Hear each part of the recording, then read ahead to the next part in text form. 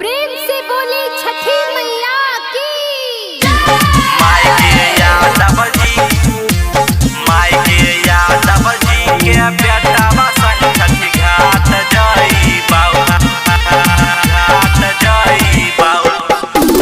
DJ Vikas Riga Sitamarhi Singing by Prince Pyare. माई के यादव जी के बेटावा संग छठी घाट जई बाऊ Recording at Stereo Raja Mansi. अरग दाई के नीमन बर पैबा अरग दाई के नीमन बर पैबा माई गे यादव जी के बेटा संग छठी घाट जइबा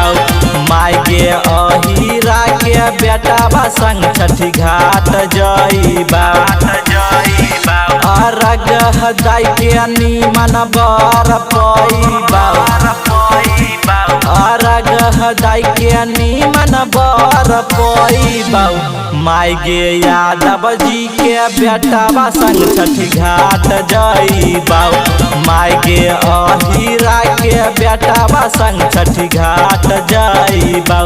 बुझ गली गे माई के यादव जी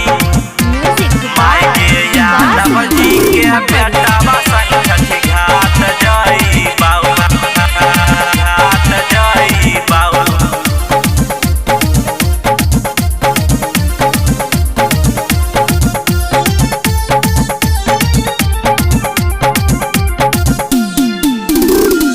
दौरा लेके जइबै होइबै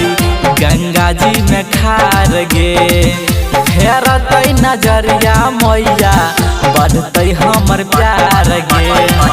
बढ़तै हमर प्यार गे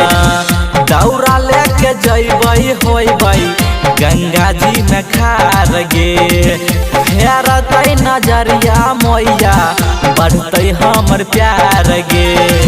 पियर रंग के कपड़ा खगड़िया से लइबा माई गे पियर रंग के कपड़ा खगड़िया से लइबा माई गे यादव जी के बेटा संग छठी घाट जइबा माई गे अहिरा के बेटा संग छठी घाट जइबा माई के यादव जी माई के यादव जी के बेटावा संग छठी घाट जई बाऊ घाट जई बाऊ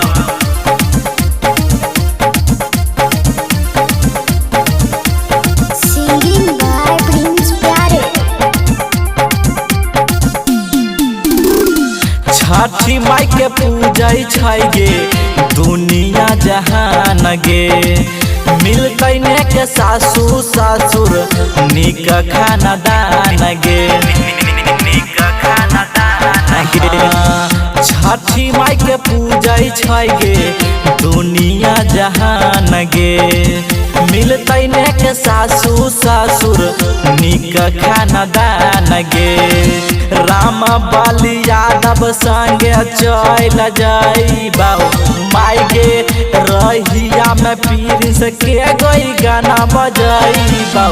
माई गे यादव जी के बेटा संग छठी घाट जइबा माई गे अहिरा के बेटा संग छठी घाट जइबा जालदन के मम पूजा करके बा Shanti Recording at Stereo Raja Mansi.